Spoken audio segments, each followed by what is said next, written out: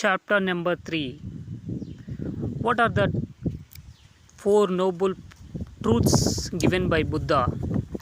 After realizing complete, perfect awakening, Samyak Sambodhi, the Buddha had to find words to share his insight. He already had the water, but he had to discover jars like the Four Noble Truths and the Noble Eightfold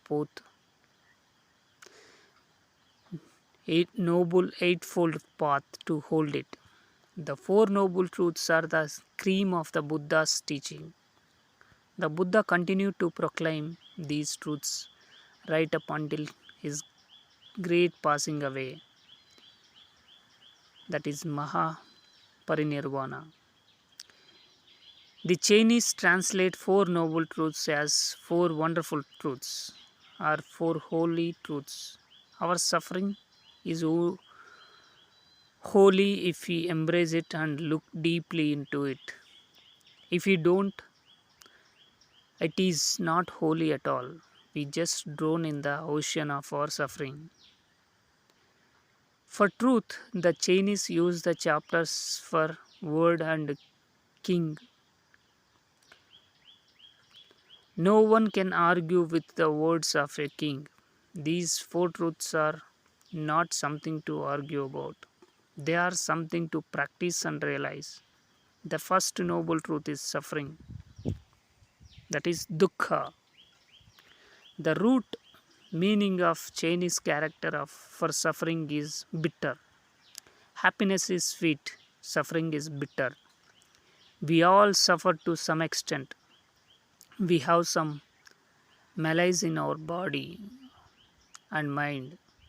We have to recognize and acknowledge the presence of this suffering and touch it.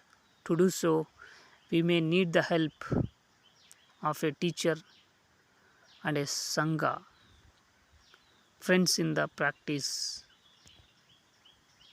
The second noble truth is the origin, roots, nature, creation, or arising, samudaya of suffering. After we touch our suffering, we need to look deeply into it to see how it came to be. We need to recognize and identify the spiritual and material foods we have ingested that are causing us to suffer. The third noble truth is the cessation, nirodha, of creating suffering by refraining from doing the things that make us suffer. This is good news. The Buddha did not deny the existence of suffering, but he also did not deny the existence of joy and happiness.